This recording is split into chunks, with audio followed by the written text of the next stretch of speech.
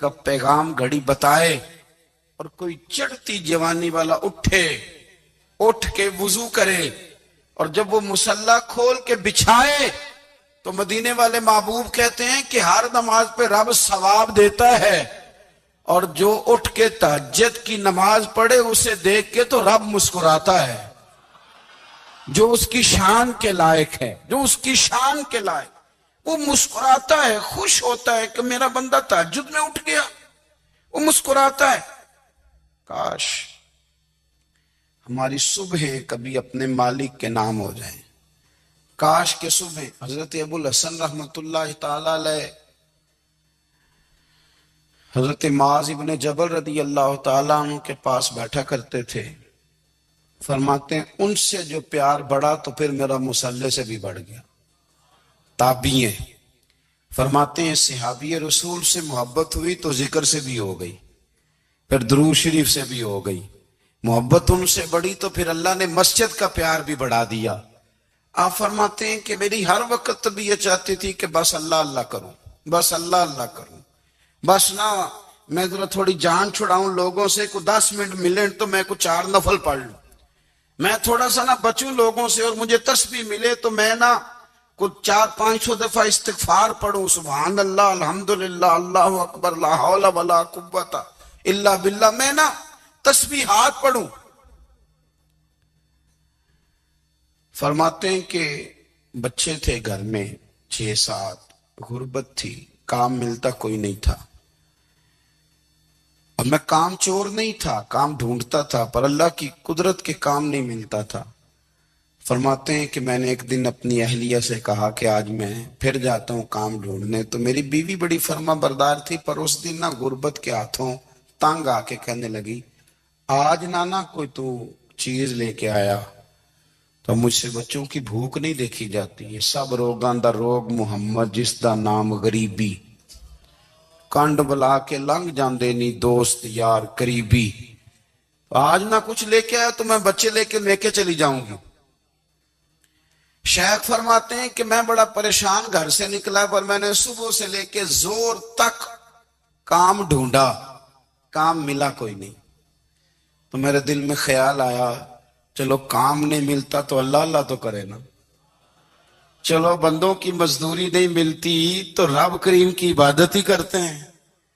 فرماتے ہیں کہ میں نے نا فرات کے پانی سے وضو کیا، نہر کے، شدید دھوپ تھی، ساتھ ریت تھی اور ریت تپ رہی تھی، میں نے اپنا رومال وہیں مصلی کے طور پر بچھا لیا، اور فرماتے ہیں کہ زور سے لے کر عصر تک نماز پڑھی، دھوپ بھی پورے زور پہ، پر میرے سجدے کا ذوق بھی پورے زور پہ۔ فرماتے ہیں سورج بھی چمک رہا ہے اور رب کی عبادت کا ذوق بھی پورے زور پہ، میں سجدہ کروں تو پھر میرا اٹھانے کو جی نہ چاہے۔ میرے استاد لکھا کرتے تھے، یہ ان کا شعر ہے، وہ کہا کرتے تھے مجھے سوز دے، مجھے ساز دے، اور مجھے نیم شب کا نیاز دے، دم سجدہ خود کو میں توڑ دوں، مجھے ایسا ذوق نماز دے، اور میں تیری بہار کا پھول ہوں، میں کھلا بھی ہوں تو تیرے لیے، مجھے میری شاخ سے توڑ لے، مجھے اپنی زلف کا ناز دے۔ بھائی فرماتے ہیں کہ عصر تک میں نے نفل پڑھے، دل ڈھلنے لگا، عصر کی نماز پڑھی اور میں وہاں سے چلا۔ اب میں جب نکلنے لگا تو دل میں خیال آیا کہ چھوٹی چھوٹی دیواریں ہیں گھر کی، بغیر کچھ لیے جاؤں گا تو بیوی دور سے دیکھے گی تو شور کرے گی کہ پھر خالی ہاتھ آ گیا ہے۔ کہتے میں نے اپنے اسی رومال میں جس پہ میں نے نماز پڑھی تھی نا، رومال میں کی آخی دے پنجابی جسافہ، کہتے ہیں اسی میں نا میں نے کچھ ریت بھر لی کہ وہ دور سے دیکھے گی تو سمجھے گی کچھ لے کے آیا ہے، چلو جا کے اسے بتا دوں گا کہ آج پھر مزدوری نہیں ملی۔ کہتے ہیں وہ ریت لے کر جب میں گھر میں گیا تو پہلے بیوی دروازے پہ کھڑی ہوتی تھی، پوچھتی تھی خالی ہاتھ آ گئے ہو؟ آج میں نے دیکھا تو ہے ہی کوئی نہیں۔ فرماتے ہیں میں اندر داخل ہوا، سلام لیے، کونے میں نے وہ رومال رکھ دیا اور میں نے آواز دی کہ بھلی مانس کہاں ہو؟ تو وہ کہنے لگی آپ منہ ہاتھ دھو لیں، میں روٹی لے کے آئی۔ میں نے کہا روٹی کہاں سے آ گئی؟ یہاں تو کئی دنوں کے فاقے ہیں، تو کئی دنوں کی غربت ہے، یہاں تو اس گھر میں تو فقیری ہے۔ فرماتے ہیں کہ وہ روٹی لے کے آئی اور اس وقت کی جو موجودہ نعمتیں تھیں، سمجھ لیں سلاد، اچار، ہر چیز ساتھ لائی۔ میں نے کہا کہ بچے کہاں گئے؟ کہنے لگی وہ کھانا کھا کے کھیلنے گئے، آپ کھانا کھا لیں آ جاتے۔ کھانا اس نے چن دیا۔ میں نے حیرت انگیز لہجے میں ساری نعمتیں اپنے دسترخوان پہ دیکھ کر کے بیوی سے پوچھا یہ کہاں سے آیا کھانا؟ بچوں کو تو نے کہاں سے کھانا کھلایا؟ یہ سارا کچھ کیسا ہے؟ تو کہنے لگی پتہ نہیں آج آپ کس کریم کی مزدوری کرنے چلے گئے تھے، پتہ نہیں کس کریم کی، میرے گھر میں تو اتنی نعمتیں آئی ہیں کہ مجھ سے سنبھالی نہیں جا رہی، اتنا اناج ہے، اتنا گندم ہے، کس کریم کے دروازے آج چلے گئے تھے؟ یہ کہتے کہتے وہ اٹھی اور اٹھ کر کے کہنے لگی پہلے بڑا کچھ آیا تھا، اب کیا لے آئے ہو؟ اور جا کر کے نا اس نے وہ ریت والا رومال کھولا، کہنے لگے میں تو لے کے آیا تھا ریت، تو میرے رب نے اسے بھی سونے اور ہیرے بنا دیا تھا۔ جب آپ کی توجہ اللہ کی جانب، میرے نبی پاک صلی اللہ تعالی علیہ وسلم نے فرمایا ہر چیز اپنے رب سے مانگ، ہر چیز مانگ، ہر چیز مانگ۔ یا رسول اللہ کیا کچھ؟ میرے محبوب نے فرمایا تیرے گھر میں نمک بھی ختم ہو جائے تو وہ بھی اپنے رب سے مانگا کر، تو مانگنا وہ تجھے دے گا، تو اس کی بارگاہ میں کشکول طلب دراز تو کرنا۔ اور ترمذی شریف میں عجیب لفظ ہے، رسول کائنات نے فرمایا، رب کریم فرماتا ہے جب میرا بندہ ہاتھ اٹھاتا ہے نا تو مجھے حیا آتی ہے کہ میں خالی کیسے لوٹا دوں اس کے، اتنے بڑے بادشاہ کی بارگاہ میں۔ او بھائی، لوگوں سے عزتیں تلاش کرتے ہو تو وہ کیا تمہیں عزت دیں گے؟ وہ تو کل اچھا کہتے ہیں پرسوں برا کہنے لگ جاتے ہیں۔ لوگوں کے سامنے گڈ بک میں آنا چاہو گے تو وہ تو سویرے تمہارے بارے میں کچھ کہیں گے، شام کچھ اور کہیں گے۔ اپنی روحانی زندگی آباد کریں، اپنے مسلح کو وقت دیں، اور دنیا سے چھپ کر اس موبائل کو بند کر کے اور اپنے آپ سے بھی چھپ کے اور تنہا ہو کے چھپا کے سارا کچھ اپنے آنسو اپنے رب کی بارگاہ میں پیش کریں، اس کے حضور حاضری دیں۔ سنو نا ترمذی کی حدیث، اور اسے یاد رکھنا، نبی پاک علیہ السلام نے فرمایا اپنے دکھ لوگوں کے سامنے نہ بیان کرنا، سیٹھوں نوابوں کو نہ بتاتے پھرنا، دنیا داروں کے سامنے جا کے نہ رونا کہ میں تکلیف میں ہوں۔ فرمایا اگر دنیا داروں کو دکھ بتاؤ گے رب تمہیں کبھی غنی نہیں کرے گا، اور لوگ ہیں کہ الٹا مذاق اڑائیں گے۔ آپ کی جس سے بڑی پکی یاری ہے نا، پکی، وہ تب تک پکی ہے جب تک آپ نے 50,000 مانگا نہیں، اور جس وقت آپ نے کہہ دیا کہ میں مجبور ہوں میری مدد کر تو پھر ختم ہو گئی دوستی۔ لوگوں کے تعلقات آپ کے ساتھ تب تک ہیں جب تک آپ ان سے کوئی ضرورت وابستہ نہیں کرتے۔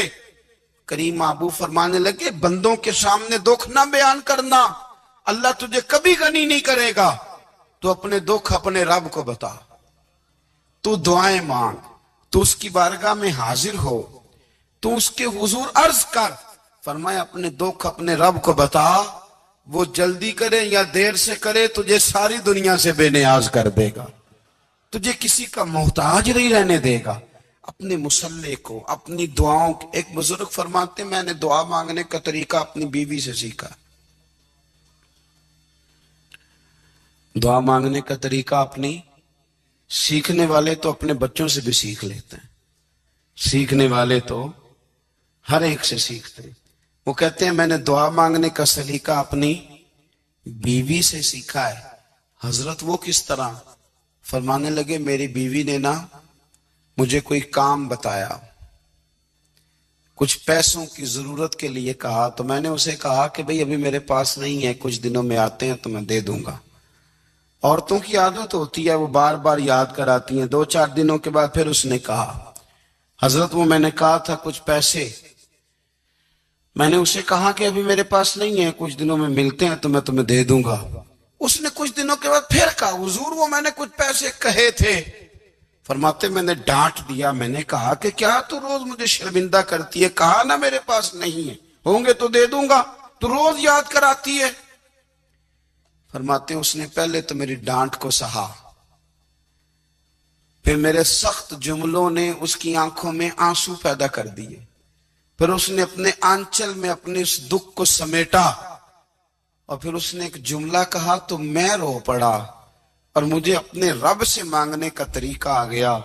مجھے کہنے لگی حضرت جی آپ نے ڈانٹ دیا، میں نے سہ لیا، پر آپ ہی میرے شوہر ہیں، بتائیں نا آپ سے نہ کہوں تو میں کس سے جا کے کہوں۔ فرماتے ہیں میں رو پڑا، اور میں کھل کے رویا، اور میں تڑپ کے رویا، اور پھر میری سسکیاں بند گئیں۔ تو مجھے کہنے لگی آپ کو کیا ہوا؟ میں نے کہا مجھے بھی دعا مانگنی آ گئی ہے۔ جب میں اسے کہوں گا نا اللہ تو ہی میرا رب ہے، میں تجھ سے نہ کہوں تو میں کس سے جا کے کہوں؟ میں کیوں کسی بندے سے سوال کروں؟ میں کیوں کسی دنیا دار سے کہوں؟ میں تیرے بندوں کا، نیک بندوں کا وسیلہ لے کے، تیرے محبوب کی غلامی لے کے تیری بارگاہ میں آیا، تجھ سے نہ مانگوں تو کس سے مانگوں؟ سمجھ آ گئی ہے جب میں اس رنگ میں مانگوں گا تو پھر رب میرے اوپر بڑا ہی فضل فرمائے گا، وہ میرے اوپر بڑی رحمت کرے گا، وہ میرے لیے آسانیاں کرے۔ عزیز دوستو، ہم اس طرح کرنے لگ گئے ہیں کہ ہم نے نا اپنے تعلقات پر اعتماد کرنا شروع کر دیا ہے۔ میرے تعلقات بہت ہیں، ہم نے اپنی دولت پر اعتماد کرنا شروع کر دیا ہے، میرے پاس دولت بہت ہے۔ ہم نے اپنے علم پر، اپنی شہرت پر اعتماد کرنا شروع کر دیا ہے کہ میرے پاس فلاں چیز بہت ہے۔ یاد رکھنا جب بے نیاز اپنی صفت بے نیازی دکھاتا ہے تو بڑی بڑی دولتوں والے مجبور نظر آتے ہیں۔ بھائیوں، جب انسان کا رشتہ اپنے مالک کے ساتھ ہوتا ہے پھر تو غم بھی کچھ نہیں کہتے، پریشانیاں بھی کچھ نہیں کہتی، پھر تو زندگی صبر والی، پھر تو زندگی توکل والی، پھر تو زندگی بھروسے والی، پھر انسان اپنے آپ کو رسوا نہیں کرتا، دنیا داروں سے امیدیں اس کی ختم ہو جاتی، امیدیں اللہ رسول سے لگا لیتا ہے، مضبوط ہو جاتا ہے، مضبوط، طاقتور ہو جاتا ہے، خوددار ہو جاتا ہے، باوقار باعزت ہو جاتا ہے۔ حضرت بہلول دانا رحمت اللہ علیہ بیٹھے تھے تو ہارون رشید حج کر کے آ رہا تھا، تو رستے میں حضرت شیخ سے ملاقات ہو گئی، تو السلام علیکم کے بعد کہنے لگا حضور کوئی حکم ہو تو بتائیے گا۔ تو حضرت بہلول دانا فرمانے لگے تیرا رب کون ہے؟ اس نے کہا اللہ۔ تو فرمایا میرا کون ہے؟ کہا اللہ۔ فرمانے لگے تو بڑا ہی بیوقوف ہے، کیا تو یہ سمجھتا ہے کہ رب ہارون رشید کو تو دے گا اور بہلول دانا کو بھول جائے گا؟ تیرا بھی وہی رب ہے، میرا بھی وہی رب ہے۔ اس نے اگر تجھے دے کے آزمایا ہے تو ہو سکتا ہے مجھے نہ دے کے آزما رہا ہو، جب اس کی حکمت کے تقاضے ہوں گے تو عطا کرے گا اور دے گا۔ تو جا اپنا کام کر۔ بھائی، اپنی روحانی زندگی، اپنی عبادات، اپنے وظائف، اپنے روزمرہ کے معاملات، اپنی دعائیں، اپنا استغفار، دیکھو کوئی مشکل کام تو نہیں، 2 رکوع ہیں سورہ واقعہ کے، اگر رات کو پڑھ لی جائے تو۔ میں کس طرح یہ بات بیان کروں کہ تعویذ بانٹنا آسان ہے اور وظیفہ بتانا مشکل ہے؟ سارا دن تعویذ بانٹیں تو لوگ لینے کو تیار ہیں، اور اگر آپ وظیفہ بتائیں تو کہتے ہیں تو مشکل کام ہے۔ او خدا کے بندے، اگر آپ کا تعلق قرآن پاک کے ساتھ مضبوط ہو، قرآن پاک کے ساتھ اگر آپ کا رشتہ ہو، لوگ سفارشیں ڈھونڈتے ہیں نا دنیا میں، کوئی تعلق مل جائے تو میرا کام ہو جائے۔ دنیا میں اتنا مشکل معاملہ ہے، آخرت میں مجھے بتائیے گا کتنا مشکل معاملہ ہوگا۔ میرے نبی پاک صلی اللہ تعالی علیہ وسلم نے فرمایا جو لوگ سورہ ملک پڑھا کرتے تھے نا، سورہ ملک، یہ سورت ملک قیامت میں ان کی سفارش کرے گی، اور اس طرح کرے گی کہ کہے گی اے اللہ یہاں اس بندے کو جنت میں داخل کر دے یا مجھے قرآن پاک سے علیحدہ کر دے۔ تو رب فرمائے گا جا اس کا دامن تھام کے اسے جنت تک پہنچایا۔ آپ بات کو سمجھیں، جب آپ کے تعلقات اپنے معاملات کے ساتھ مضبوط ہوں گے، یہ نبی کریم نے وعدہ کیا ہے کہ تو سورت واقعہ پڑھ تیرے گھر میں فاقہ نہیں آئے گا۔ حضرت عبداللہ ابن مسعود رضی اللہ تعالیٰ عنہ بیمار تھے تو حضرت عثمان غنی رضی اللہ تعالیٰ عنہ تیمارداری کے لیے تشریف لے گئے۔ اور جا کر کے کہا کہ آپ بڑے بیمار ہیں، آپ کی بیٹیاں زیادہ ہیں، میں چاہتا ہوں کہ خزانے میں سے کچھ مدد کروں۔ تو سیدنا عبداللہ ابن مسعود رضی اللہ تعالیٰ عنہ اٹھ کے بیٹھ گئے اور کہنے لگے امیر المومنین، اللہ آپ کو میری طرف سے، میری بیٹیوں کی طرف سے بہتر صلہ دے، میری بیٹیوں کو کسی خزانے کی ضرورت نہیں، میں نے انہیں خزانہ دے دیا ہے۔ کہا جناب آپ نے کون سا خزانہ دیا ہے، میں آپ کے مالی معاملات کو جانتا ہوں۔ تو فرمانے لگی امیر المومنین، میرے نبی کریم نے فرمایا ہے جو سورت واقعہ پڑھے اسے کبھی فاقہ نہیں آتا، میں نے بیٹیوں کو یاد کرا دی ہے، یہ خزانہ میں نے انہیں دے دیا ہے۔ وہ سارے والدین سنیں جو بیٹیوں کے لیے پریشان رہتے ہیں۔ حضرت عبداللہ ابن مسعود نصیحت کر رہے ہیں، فرمانے لگے میں نے سورت واقعہ یاد بھی کرا دی ہے، پڑھنے کی عادت بھی ڈال دی ہے۔ حضور نے فرمایا ہے جو سورت واقعہ پڑھے اسے فاقہ نہیں آتا۔ کہنے لگے چاند تو اپنی جگہ چھوڑ سکتا ہے، سورج گر سکتا ہے، تارے ٹوٹ سکتے ہیں، پر مدینے والے رسول کی بات غلط نہیں ہو سکتی۔ حضور نے فرمایا فاقہ نہیں آئے گا تو انشاءاللہ کبھی بھی نہیں آئے گا۔ کرنے کا کام یہ ہے کہ ہم اپنے معاملات، اپنی عبادات، اپنی دعائیں کبھی 10 منٹ عادت ہو جائے نا دعا مانگنے کی علیحدہ سے رات کو۔ حضور نے فرمایا جو فرض نماز کے بعد دعا مانگے اللہ اس کی قبول کر لیتا ہے۔ نبی پاک صلی اللہ تعالی علیہ وسلم نے فرمایا اللہ مسافر کی دعا قبول فرماتا ہے۔ حضور نے فرمایا اللہ مظلوم کی دعا قبول فرماتا ہے۔ حضور نے فرمایا بیمار سے دعا کراؤ اللہ اس کی دعا قبول فرماتا ہے۔ میرے نبی پاک نے فرمایا ماں باپ جب بھی اولاد کے لیے ہاتھ اٹھائیں، ویسے تے بلے شاہ تو آسمانی اڑ دیا ہی پھڑ دیں، جڑا گھر بیٹھا انہوں بڑھیا ہی نہیں۔ حضور فرمانے لگے ماں باپ جب بھی اولاد کے لیے دعا فرمائیں اللہ ان کی دعا کو قبول کرتا ہے۔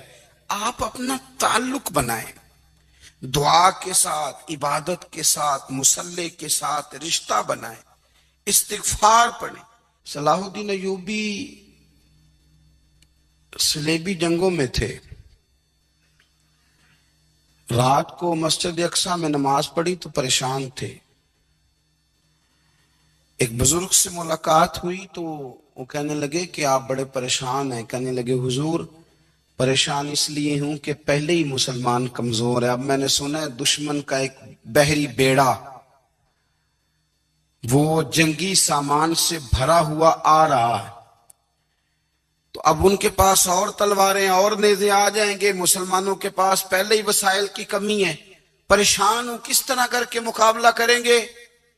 یہ بات کہتے ہی صلاح الدین ایوبی نے بزرگوں سے کہا حضور آپ بھی دعا کرنا، دعا کی بڑی طاقت ہے۔ میرے نبی پاک نے فرمایا دعا مومن کا ہتھیار ہے، دعا مومن کا۔ حضور نے فرمایا تقدیر کو سوائے دعا کے کوئی چیز نہیں بدل سکتی، دعا مومن کا ہتھیار ہے، یہ کافر کے پاس کوئی نہیں، یہ ہتھیار ہے مومن کا۔ اللہ کرے آپ کو سمجھ آئے، پھر سنیں کئی بار کہہ چکا ہوں یہ ہتھیار ہے۔ کافر کے مقابلے میں جو تیرے پاس سب سے بڑا ہتھیار ہے وہ دعا ہے۔ دعائیں کرانی چھوڑ دی، کرنی چھوڑ دی، لینی چھوڑ دی۔ حضرت سیدنا انس بن مالک رضی اللہ تعالیٰ عنہ فرمایا کرتے تھے میں نے وہ رنگ دیکھا ہے جب حضور دعا مانگتے تھے اور حضور کی مقدس آنکھوں میں آنسو بھی ساتھ ہی بہا کرتے تھے، میں نے وہ انداز دیکھا ہے۔ تو صلاح الدین ایوبی بزرگ سے کہنے لگے آپ بھی دعا کیجیے، اور خود رونے لگے اور سر سجدے میں رکھ کے رونے لگے، اور عشاء سے لے کر فجر تک روئے، خوب روئے۔ صبح وہ بزرگ آئے تو صلاح الدین ایوبی کا خوبصورت اور ہنستا ہوا چہرہ دیکھا، کہنے لگے آپ بڑے خوش ہیں، رات تو میں نے بڑے روتے ہوئے دیکھا تھا۔ تو کہنے لگے حضور وہ جو بحری بیڑا آ رہا تھا نا وہ پانی میں ڈوب گیا ہے، اب وہ نہیں آ رہا، ابھی خبر آئی ہے تو میں بڑا خوش ہوں۔ بزرگ کہنے لگے اٹھ سینے سے لگ، اور سن ایک بات، وہ بحری بیڑا پانی میں نہیں ڈوبا، وہ تیرے آنسوؤں میں ڈوب گیا ہے۔ وہ جو تو رات رویا ہے نا رب کریم کی بارگاہ میں تو وہ ڈوب گیا ہے۔ بھائی اپنا مسلح کا، عبادت کا، وظائف کا، اللہ اللہ کا سلسلہ اس کو مضبوط کرے، اپنی دعاؤں کے تعلق کو مضبوط کریں۔ دعائیں بڑے انقلاب برپا کر دیتی ہیں۔ ہم تھوڑے تھوڑے نا جب سے خشک ہوئے ہیں نا، خشک، اور میری تو جماعت ہی صوفیاء کی جماعت تھی، ہم تو داتا علی اجمیری کی جماعت سے، ہم تو خواجہ اجمیری کی جماعت سے، ہم تو شیخ احمد فاروق سرہندی کی جماعت سے، ہم تو صوفیاء کی جماعت۔ ہماری جماعت نے بھی وہ تعلق جو ہمارے بزرگوں نے بنایا تھا۔ بزرگ اللہ کے قریب کیسے جاتا ہے؟ تو ہمارے یہاں نا بہت سارے لوگ کہتے ہیں جی نظر ہو گئی تو کام ہو گیا۔ بھئی جو بخاری مسلم میں طریقہ ہے نا اللہ کا قرب پانے کا، وہ تو نفل ہے۔ نبی کریم علیہ السلام نے فرمایا بندہ نفلوں کے ذریعے رب کے قریب جاتا ہے، اور اتنا قریب جاتا ہے کہ پھر اللہ اس کی زبان بن جاتا ہے، اللہ اس کی آنکھیں بن جاتا ہے، کان بن جاتا ہے، ہاتھ اور پیر بن جاتا ہے۔ تو یہ تو عبادت ہے، یہ تو اللہ کی بارگاہ کی حاضری ہے جو آپ کو اللہ کے قریب کرے گی۔ تو اپنے نماز کو اہمیت دے کے ادا کریں، نمازیں موبائل بند کر کے ادا کریں۔ لیکن نا کچھ لوگ کہتے ہیں مجھے ٹائم نہیں ملتا نماز کا، تو میں کہتا ہوں یہ آپ نے بڑی جرت کی بات کی ہے۔ مجھے کو میرا پیر بھائی کہہ دینا میرے پاس ٹائم نہیں آپ کو ملنے کا، تو میں کہتا ہوں آج کے بعد آنا ہی نہ۔ میں تو کیا سمجھتا ہے تو بہت بڑا آدمی ہے، تیرے پاس ٹائم نہیں ہے اور ہمیں ملنے کا ٹائم، موج کا۔ تو آپ نے اللہ رسول کو کہہ دیا ٹائم نہیں۔ اور عجیب فلسفہ ہے نا، کہا جائے نماز پڑھنے آؤ تو کہتے ہیں کپڑے ٹھیک نہیں، اور کہا جائے کہ آؤ ذرا دعوت پہ چلے تو کہتے ہیں 1 منٹ ٹھہر میں کپڑے بدل کے آیا۔ نماز کے لیے کہا تو کہتا ٹھیک نہیں، دعوت کے لیے کہا تو کہتا میں ذرا تیاری کر لوں، یوں جانا مناسب نہیں۔ یہ معاملہ ٹھیک نہیں۔ رب تو فرماتا ہے کہ جب تو مسجد میں آ تو زینت اختیار کر کے آ، خوب ذوق سے دعا مانگے، خوب شوق سے نماز پڑھیں، خوب استغفار کا مزاج بنائیں۔ آپ لوگوں کے بیچ رہ کے سکھ حاصل کرنا چاہتے ہیں، لیکن آپ کو پتہ ہے کئی مہینے غارِ حرا میں رہنا بھی مدینے والے محبوب کا طریقہ ہے۔ ہر سال اعتکاف بیٹھنا الگ سے، یہ بھی حضور کا طریقہ ہے۔ مسجد نبی کے اندر دروازہ کھلتا تھا نبی کریم کا، پر گھر کے اندر نفل پڑے نبی پاک، اور حضور فرماتے ہیں کچھ نفل نماز گھر میں بھی پڑھا کرو، گھر کو قبرستان نہ بناؤ۔ ہمارا گھر اللہ کے ذکر سے آباد ہوگا اگر ہم نماز پڑھیں گے نا۔ میں جب سنت پڑھنے کے لیے گھر میں کھڑا ہوتا ہوں تو میرا جو 2.5-3 سال کا بیٹا ہے نا، وہ بھی میرے ساتھ نماز پڑھنی شروع کر دے۔ اسے پتہ کوئی نہیں نماز کیا ہوتی ہے، لیکن وہ بھی نا سجدہ نہ بھی کرنا ہے تو ساتھ لیٹ ضرور جاتا ہے۔ پتہ چلا بچے لیکچر دینے سے نماز نہیں پڑھتے، نماز شروع کر دیں تو بچے بھی شروع کر دیتے ہیں۔ ہم جب پریشان ہوتے ہیں تو لیکچر دیتے ہیں، تو لیکچر تو باہر شاید چل جائے، گھر میں کیسے چلے گا؟ گھر میں تو عمل چلے گا۔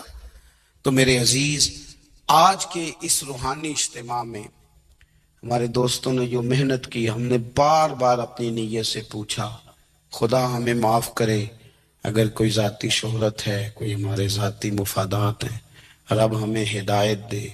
ہماری یہ خواہش تھی کہ روحانی اجتماع ہمیں تھوڑا سا اللہ اور اس کے رسول کے جانب مائل کرے، کچھ ہمارا رشتہ مسلح کے ساتھ مضبوط کرے۔